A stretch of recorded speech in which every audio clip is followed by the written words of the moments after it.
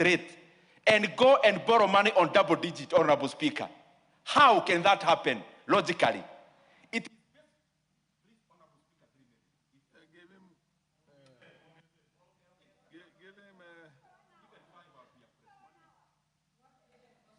Give him being actually given a minute each. So see how you can do, how much you can do. But just for the interest of the chair, you said that Japan is borrowing from Japan.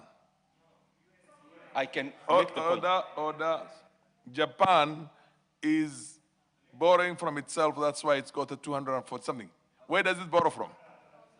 If you possibly add me 3 minutes so that I clarify that also. No, I'll give you more time, but just for the interest of the chair. This is the reason why Japan, the debt of Japan, the government of Japan's debt is not as dangerous as ours. It's because it's not borrowing from outside. Domestic borrowing. And at the same time, you find fault also with the domestic borrowing in here. Because they say external borrowing would have been cheaper. Even for Japan, how would it be? Can you maybe elaborate on this for the interest of the academic interest of the chair? Let me start here, Honorable Chair. Japan GDP has not grown in real terms for the last 30 years. Let me start there.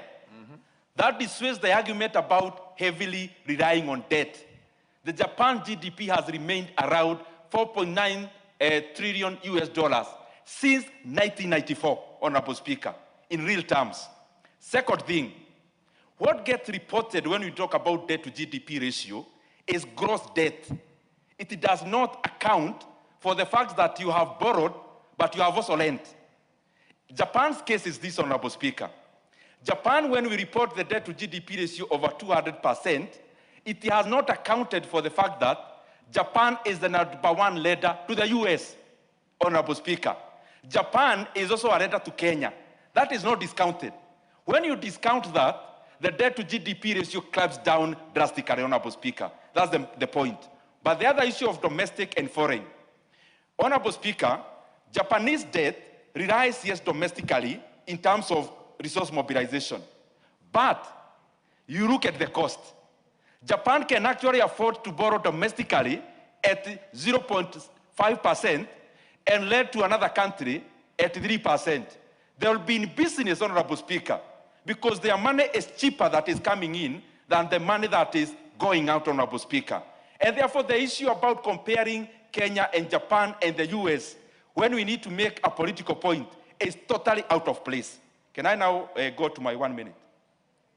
Except the fact that you're saying the US borrows from Japan heavily, but the GDP to the, what do you call? GDP, debt to GDP ratio. The debt to GDP ratio in the US is over 100% of the US economy. Over 100% of the GDP. But then it does not borrow. I'm trying to look for a line that, you can, get the dots, Okay. Connect the dots.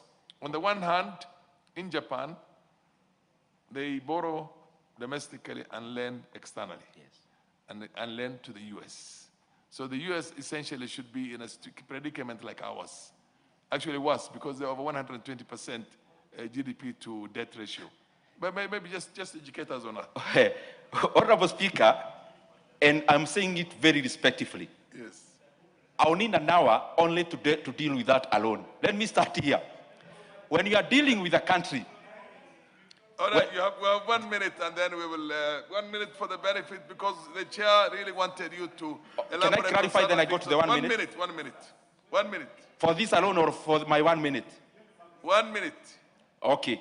Honorable Speaker, the point I was making in terms of domestic borrowing, going back there, we come here and tell Kenyans we are borrowing domestically.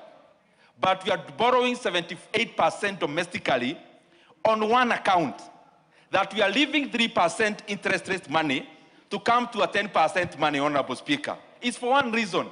We don't want accountability that comes with external money. External money, they will require you to do several things. One, you propose to form an infrastructure fund. Infrastructure fund in Kenya should actually be an illegal borrowing fund, because you are forming it to leverage more and to borrow more. External money will tell you, We give you cheaper money, but account this as part of the national debt. But because the government does not want that accountability, then they come and borrow domestically, Honorable Speaker. External money like IMF, World Bank, and the other multilaterals, they will tell you a securitization and Talanta board must be part of the national debt. But Honorable Speaker, because we do not want that accountability, then we come domestically. Then what do we do domestically? We come and float boats. But who are the buyers?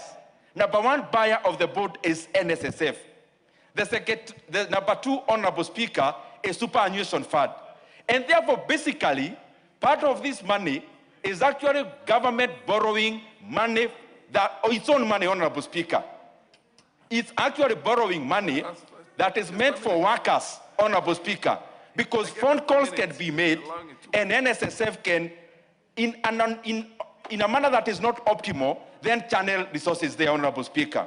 We need to know, Honorable Speaker, that the tendency we are on cannot perpetuate forever.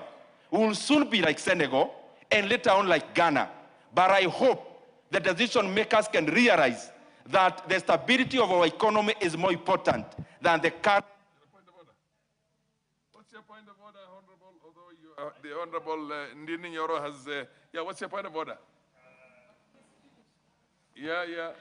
Thank you, Mr. Speaker. Actually, Ndindi is my good friend, but I also wanted to tell him the point we are driving home is prudent use of the money we borrow.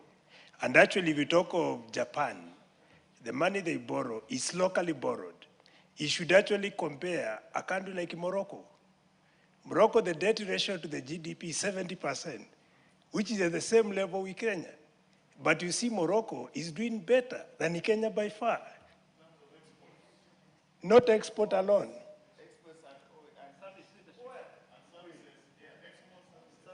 So we also need to be honest to ourselves so that we don't just talk, criticizing everything, but being positive criticism.